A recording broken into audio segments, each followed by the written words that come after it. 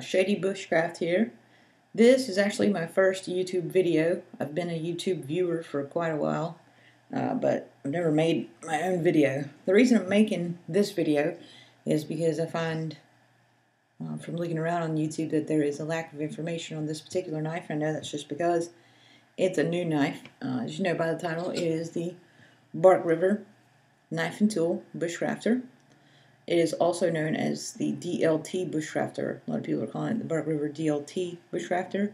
That's because Jason at DLT Trading collaborated with Mike Stewart to come up with this design.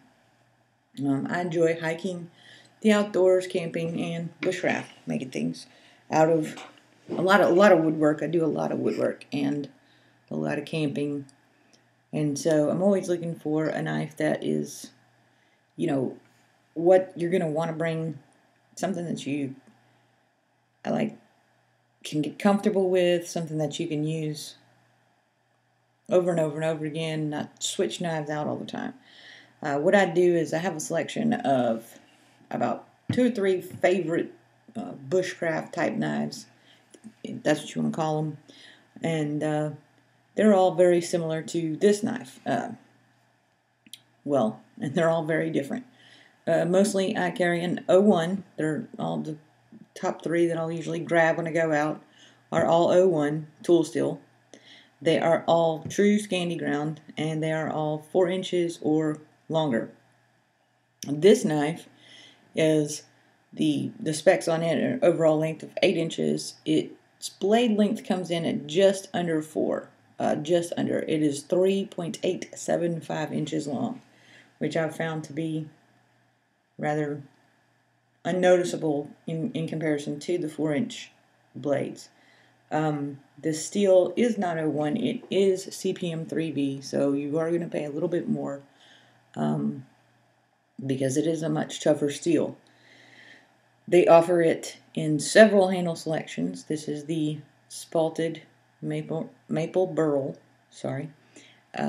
They only offer it in the 3V steel, and they only offer it in the Scandi, or convex Scandi ground rather. It is not a true flat Scandi, it is convex Scandi. I'm not really familiar as far as experience with the convex Scandi ground. I don't own any knives that are convex Scandi. I own several Bark Rivers, but none of them ever appealed enough to me to try the convex Scandi. Previously, the only bushcraft type knife that I've tried with Bark River would be the Aurora, which I used a little bit, but again, it's a full Scandi, it's a full convex, and it just wasn't what I was looking for. But again, this is, I want to go out again this weekend, and planning to take just this, well, in my action saw and everything. Do baton with this. I've made feather sticks, the tent pegs, some other woodworking, some carving. It's easy to choke up on. I have medium-sized hands. I'd say some people might even consider them to be large, for a female especially. But it's medium. I'm medium handle, medium-sized hands, and so looking for the perfect handle is a big deal to me. You also have carpal tunnel, and woodworking can cause a lot of pain. Well, this knife, I haven't found any hot spots so far that, are just unbearable or much different than any other knives that will give you a hot spot. I can see if you worked for a really, really long time with this, you might find it depending on your hand size. Again, I always like large palm swells. This has a very nice palm swell. Actually, I don't know if you can see this. It looks in the camera a little bit thin, but it's pretty thick. Gives you a nice. And it feels, the best way I can describe this is it feels like a saddle for my thumb. It's perfect to just rest your thumb in there to do chest lever grips, cuts, or push cut type things. It's comfortable in every handle or every holding position. It works great. The pommel is rounded, so you know, you can beat on that if you needed to get in to use it to baton forward with for holes or splitting. It's definitely comfortable to do that with. It held up great with the batoning. I mean, as I said, I use it extensively. The day I got it, the very next day I went out in the woods all day long. Spent all day with this knife, trying various things with it, and it's, you know, still looks brand new. I haven't touched it up. All I did is clean it, just wash it off when I get home. I did that on purpose because I want to see the wear and the edge retention of this CPM 3V. I'm not, as I said, I haven't used it very much. I have a Bravo 1 that is in CPM 3V, but I haven't, you know, spent it. That's not what you want to do for woodworking, so I just haven't used it as much. This grip gets used a lot. You know, you choke up way high on the blade. You know, these grips are used a lot, and it's just the Bravo one. I can't really use that for woodworking as well. I mean, you can do it, but not as well. And here's my regular Bravo one, the A2. Just to show you the handle comparisons, because that's a make or break deal for me. The side-by-sides here, and you can find still pics of these online. I think Mike posted some on some forums here. The contours are, if you like to hold the Bravo one, if you like the way it feels in your hand, you're not gonna have a problem with this one. The difference is this is a little bit, there's a little less contour right here as opposed to the Bravo one, which does have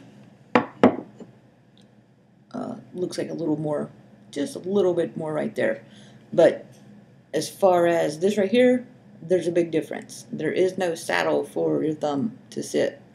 Well, there's just a very slight one. But again, choking up on this, you can do it. It's just not what I prefer. I love the Bravo one, don't get me wrong. It's just when I'm going in the woods, I want a smaller, scanty ground type blade, just a bushcraft blade. And this is my favorite knife for that already. I mean, I can tell you, I've used it full 24-hour period in the woods. I've used it at home, carving, just, you know, out in my backyard, that type of thing, since I've had it about a week now. And it's already my favorite. I'm gonna, you know, can't wait to get back out in the woods with it. I will do some reviews, some more. I'll probably post some more videos about the knives that I previously used, because they're great knives, and I'm not gonna stop using them or anything. They're just not. They lost their place as tied for first, I guess. So, like, let's go ahead back to the knife here, because as I said, that's why I'm making the video. Getting a little bit off topic, but again, this is my first post. I'm going to show you the comparison to the Aurora handles. Probably have these two again, and the Bravo. This is obviously the rampless version. So you can see that it does taper here. It does not taper too much. I have seen several knives that try to do the taper here, and then they just go overboard with it, and it just gets too close to the blade. This right here is perfect. The only thing on the handle that I would change is maybe add a little bit more contour down here. And like I said, you know, a thicker palm swell is never really going to hurt anybody. The sheath that it comes with is the standard sharpshooter sheath systems, Bushcraft A. Usually stamp them, yeah, they stamp them down there. It's the one with the fire steel loop. I don't mind sharpshooter systems. I like them. I prefer them because they're minimalist, really. The sheath. I also prefer danglers though, and I found that the handy scanty dangler adapter actually works great. This is the sheath that I have for the Bushcrafter. This is a fire steel that I made myself. And then the handy scanty adapter. It's a little darker than it comes, obviously, because I did the beeswax. Hit it with a hairdryer and just warm up the leather, open it up, and then just get pure beeswax and coat it up, because I do tend to get my leather sheaths wet. But I do prefer leather over Kydex. But again, this is what you're going to get with the Bark River Bushcrafter. To me, it's a good sheath. I think it's, again, if you add the dangler, if that's what you prefer, it's really easy to put on, and it works great. But a lot of people say they don't care, or they'll just get their own sheath. A lot of people say for the price tag, it better be a good sheath. Well, that's what I carry then, and I have some very expensive sheaths. If you could get a custom-made sheath, but you know, that's another topic. I'm going to show you how it rides in the sheath, which I think is, again, great because I'm always looking for better retention. Here it is in the sheath, and I'll go ahead and show you a knife out of the sheath, the other Bark River Bushcrafter that I have, the Buckeye Burl. So I mean, it sits really deep in there, and that is good. You turn it upside down. Oh, that's not good. But yeah, I'm shaking it, and you know, it's not coming out. It's not even slipping. I'm barely holding the side, and you know, nothing. So you can see how deep it sits in there. This is the swell from it. It goes right down. Fits great. So this is the Buckeye Burl. Again, Bark River always has just beautiful, beautiful woods to choose from. They also offer the canvas, the micarta, linen micartas, G10s.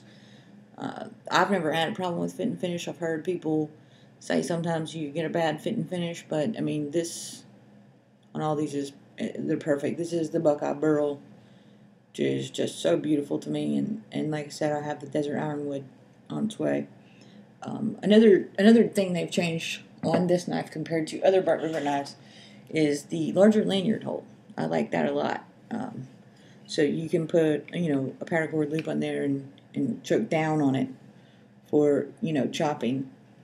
I'll do another video, like I said, of actually using the knife, but I just wanted to get this out here. If you were thinking about going ahead and getting this, go ahead and get it. It's worth it. If you like Bark River, you like bushcraft knives, you'll like or love this knife. I mean, I love it. I can't wait to get back out and use it. So I hope this was helpful to someone. I would like to have had a video like this out before I purchased it, but I'm glad I did go ahead and purchase it. If you guys have any tips for me on how to make a video better, or anything else you want to see from me, just let me know, and please comment and subscribe. And thanks for watching.